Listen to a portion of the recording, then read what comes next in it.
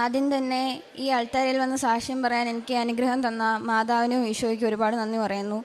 എൻ്റെ പേര് ലിസ്മി. ഞാൻ കോട്ടയം ജില്ലയിൽ നെയ്യാറ്റിൻകര നടവകയിൽ നിന്നാണ് വരുന്നത്. ഞാനിവിടെ വന്ന് ആദ്യമായിട്ട് ഉടമ്പടി എടുക്കുന്നത് ഈ വർഷം സെപ്റ്റംബർ 22-നാണ്. ഞാൻ ഈ വർഷം തന്നെയാണ് +2 പാസ് ഔട്ടായതും. മിക്ക പിള്ളേരെയും പോലെ എനിക്കും +2 കഴിഞ്ഞ് എന്നാത്തിന് പോകണം, ഏത് കോഴ്സ് എടുക്കണമെന്നൊക്കെ ഒരു കൺഫ്യൂഷനുള്ള ആളായിരുന്നു.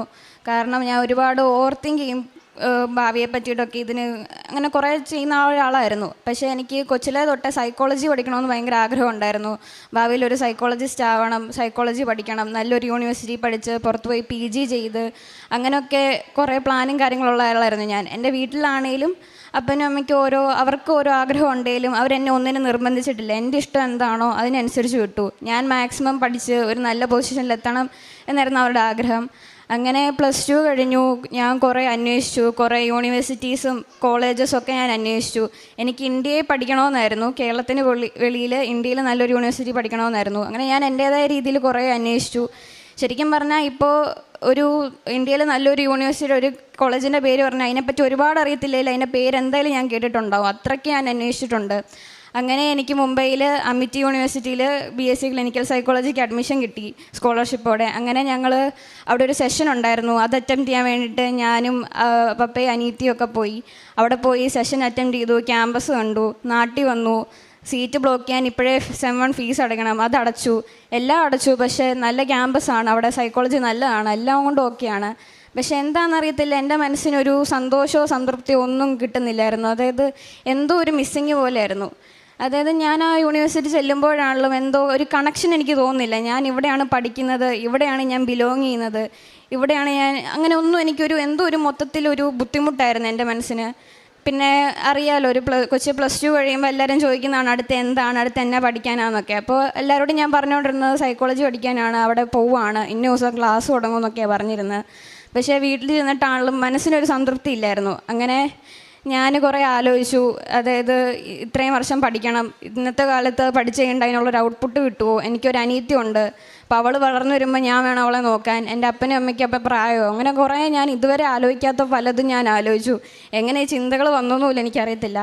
അങ്ങനെ ഞാൻ അമ്മയോട് പറഞ്ഞു നേഴ്സിംഗ് നോക്കിയാലോ എന്നൊക്കെ പറഞ്ഞു. അപ്പോഴത്തേക്ക് അമ്മ ഞെട്ടിപ്പോയി. കാരണം ഇത്രയും വർഷമായിട്ട് നേഴ്സിംഗ് ഓരോരുത്തരിങ്ങനെ പറയും നേഴ്സിങ്ങിന് പറയും. ഞാൻ എന്നാ വന്നാലും നേഴ്സിങ്ങിന് പോകത്തില്ലെന്ന് പറഞ്ഞ ഒരാളായിരുന്നു ഞാൻ. ഞാനാണ് അമ്മയോട് അങ്ങോട്ട് ചോദിക്കുന്നത് നേഴ്സിങ്ങിന് പോയാലോ എന്ന്. അപ്പോൾ അമ്മയ്ക്ക് ഭയങ്കര സന്തോഷമായി. അമ്മയ്ക്കാണെങ്കിൽ ഉള്ളിൻ്റെ ഉള്ളിൽ ഇത് തന്നെയായിരുന്നു, നേഴ്സിംഗ് പഠിക്കണമെന്ന് തന്നെയായിരുന്നു.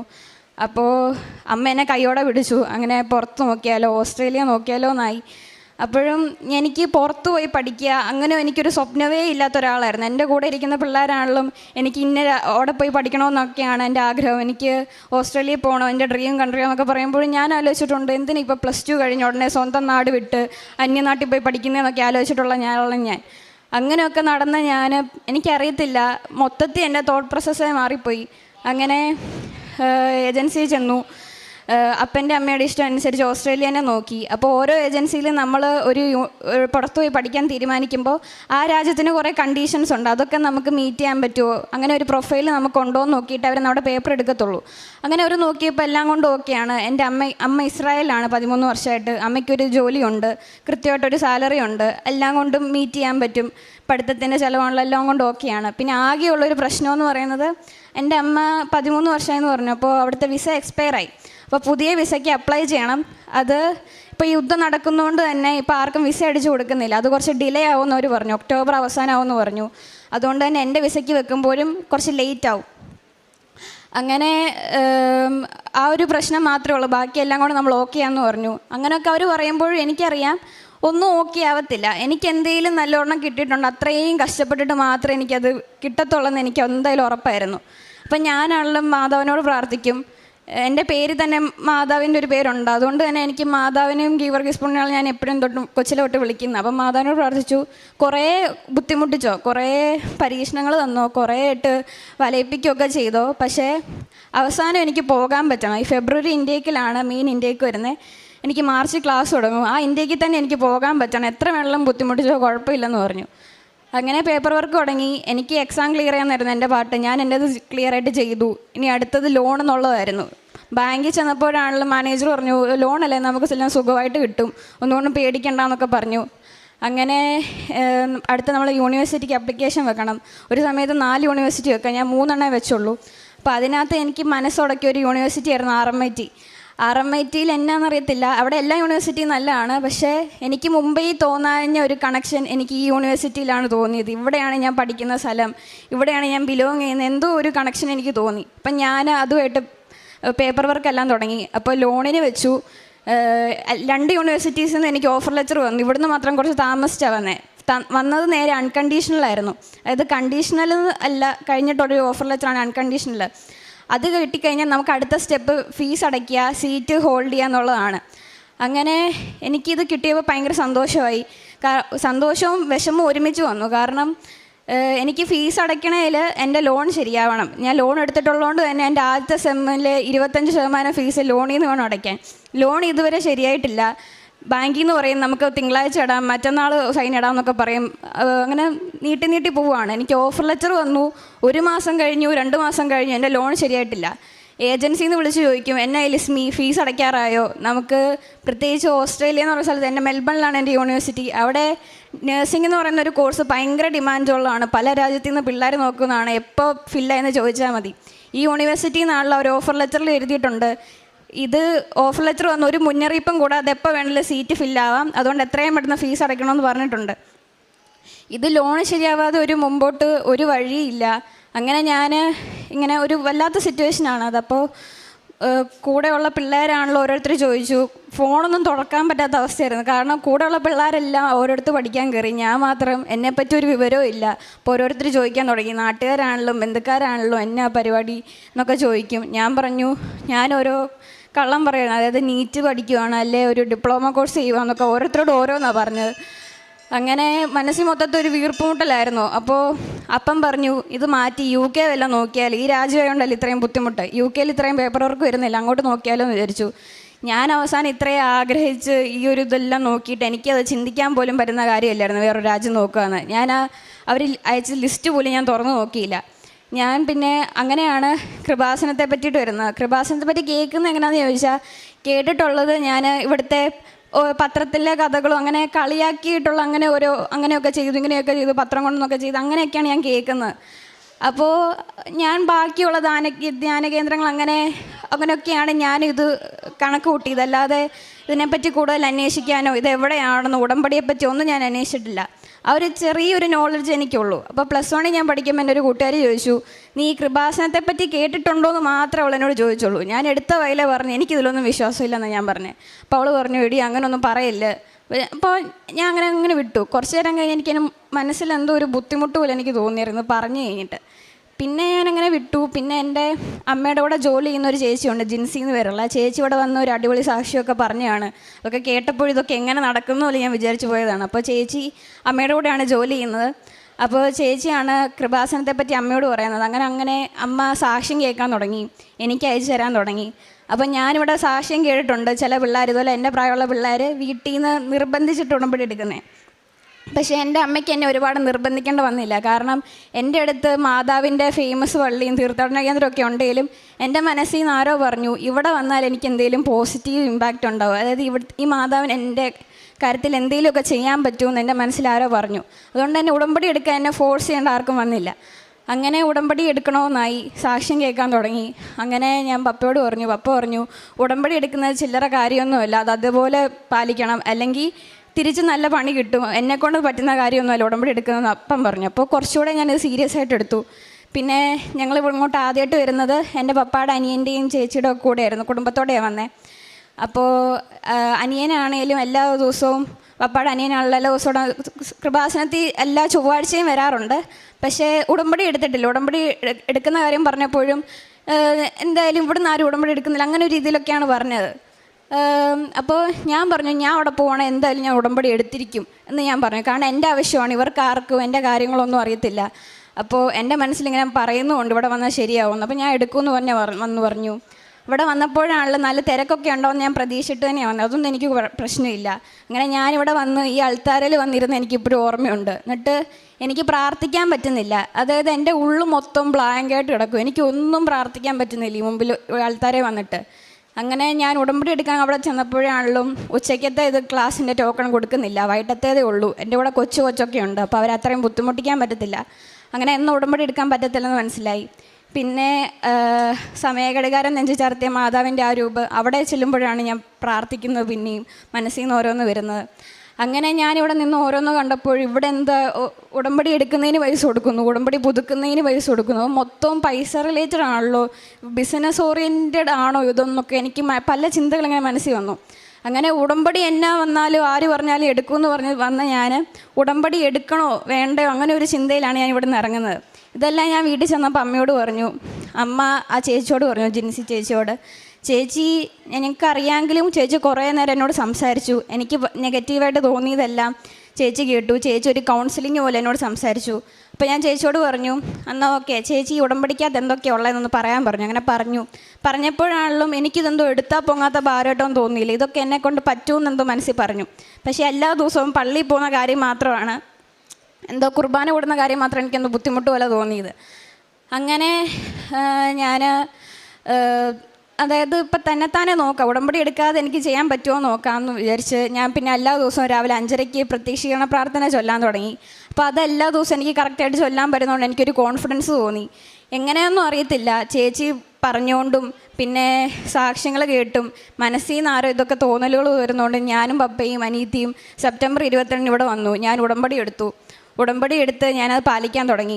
ഞാൻ പറഞ്ഞു, 1 മാസം 2 മാസമായിട്ട് നീക്കുപോക്കില്ലായിരുന്ന ലോണാണ്. കാരണം ഇപ്പം ലോൺ അങ്ങനെ കൊടുക്കുന്നില്ല. പിന്നെ എൻ്റെ അമ്മ ഇസ്രായേലിൽ അവിടെ യുദ്ധവും കൂടെ ആയതുകൊണ്ട് കുറച്ചുകൂടെയും കണ്ടീഷൻസായി ബാങ്കിന്.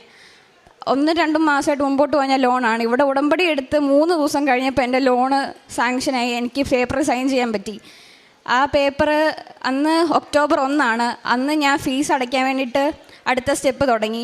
അപ്പം നമുക്ക് ഓരോ പേയ്മെൻറ്റ് ഗേറ്റ് വേ കൂടെയാണ് ഇൻ്റർനാഷണൽ പേയ്മെൻറ്റ് ചെയ്യുന്നത്. അപ്പോൾ അത് അവിടെ എത്താൻ തന്നെ 1 ആഴ്ചയോളം എടുക്കും.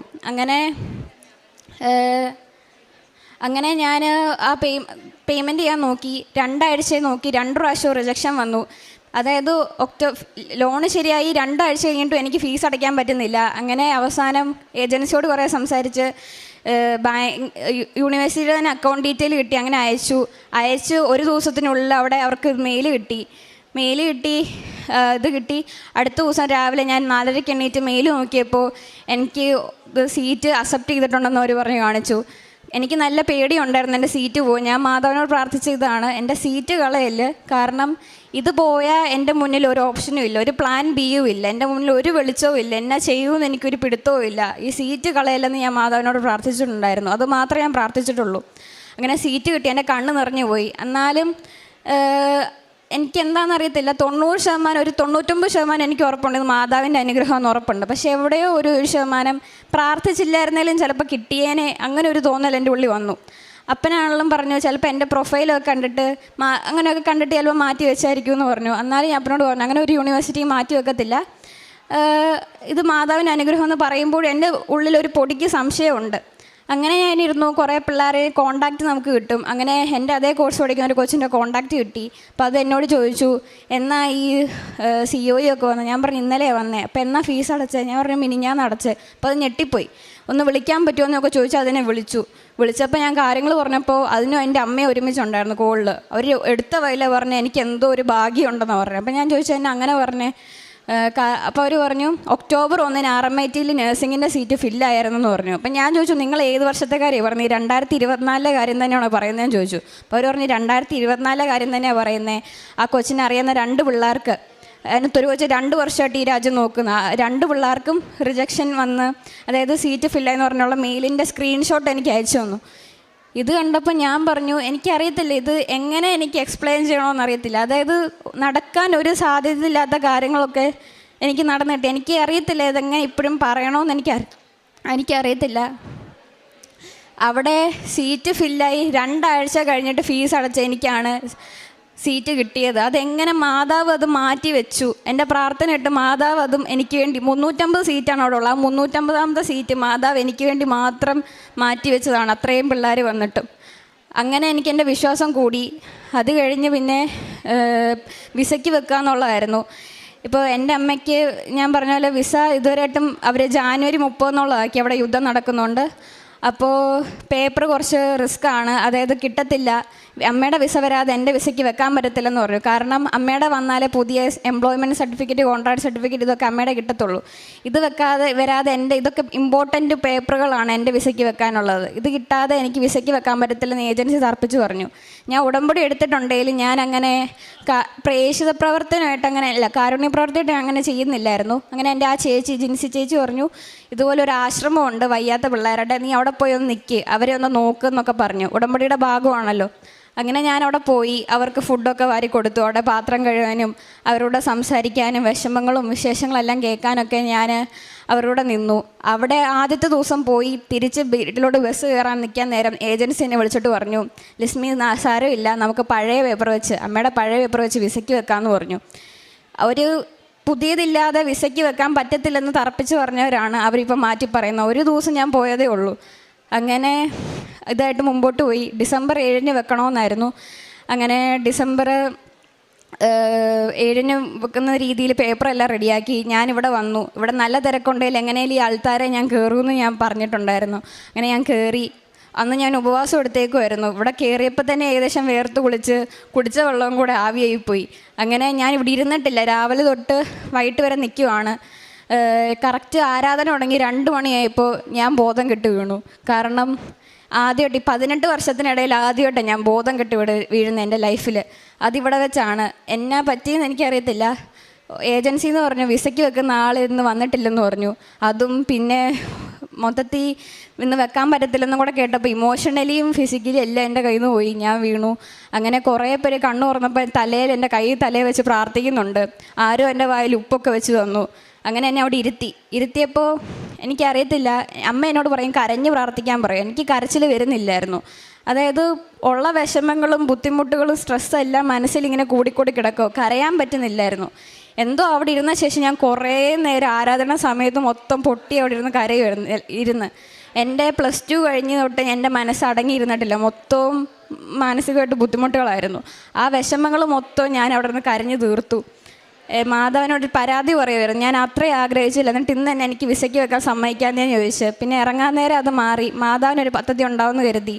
അങ്ങനെ ഞായറാഴ്ച കഴിഞ്ഞു. തിങ്കളാഴ്ച ഏജൻസി എന്ന് പറഞ്ഞു നമുക്ക് ബാക്കിയുള്ള ഡോക്യുമെൻറ്റ്സ് വന്നിന്ന് വിസയ്ക്ക് വെക്കാമെന്ന് പറഞ്ഞു. അപ്പോൾ ഞാൻ പറഞ്ഞു ഇല്ല, നാളെ വെച്ചാൽ മതിയോ, ഡിസംബർ 10, കാരണം എനിക്ക് കൃപാസനത്തിൽ പോയി തന്നെ വെക്കണമെന്ന് എനിക്കുണ്ടെന്ന് പറഞ്ഞു.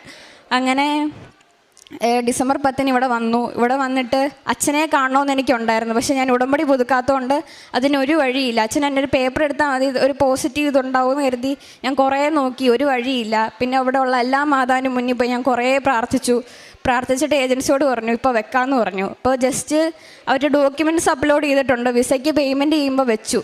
ഓട്ടോ ഗ്രാൻഡ് എന്ന് പറഞ്ഞൊരു സംഭവമുണ്ട്. അതായത് നമ്മൾ വിസയ്ക്ക് വെച്ച് മിനിറ്റുകൾക്കുള്ളിൽ ആ ദിവസത്തിനുള്ളിൽ വിസ വരും. അങ്ങനെ എനിക്ക്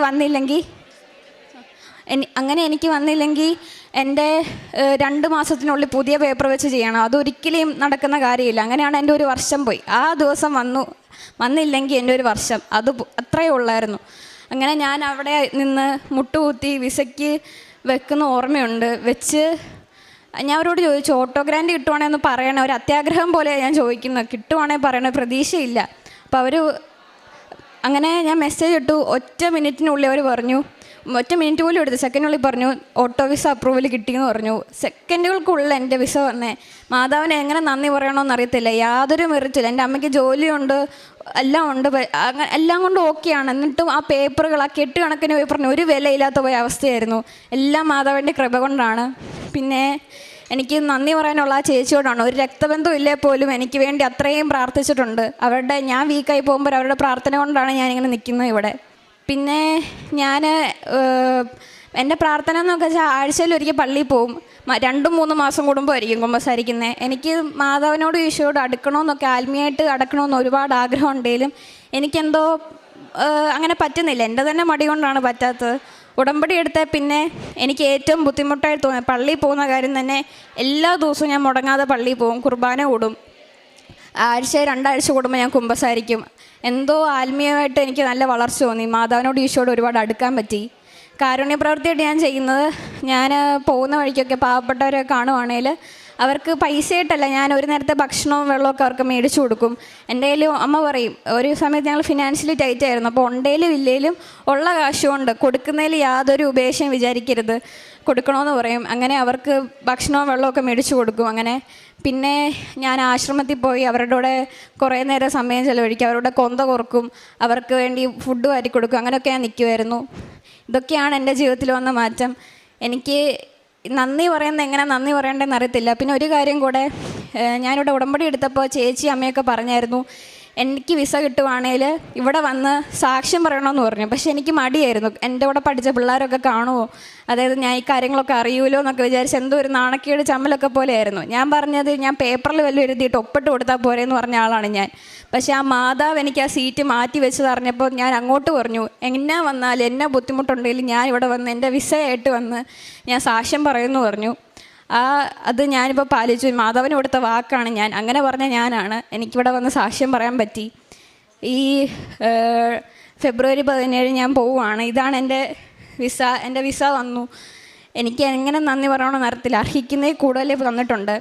എനിക്ക് എല്ലാവരോടും പറയാനുള്ള കുറേ ബുദ്ധിമുട്ടുകളും പരീക്ഷണങ്ങളും കുറേ ഇട്ട് വലയിപ്പിക്കുമായിരിക്കും. ഉടമ്പടിയോട് ചേർന്ന് മാധവൻ്റെ കൂടെ നിന്നാൽ മതി. ഒരു പൂ ചോദിച്ചാൽ പൂക്കാലം തരുന്ന മാധവാണിത്. അതെനിക്ക് 100% ഉറപ്പിച്ച് പറയാം. കാരണം അത്രയും ഞാൻ ചോദിച്ചതിൽ കൂടുതൽ എനിക്ക് മാധവ്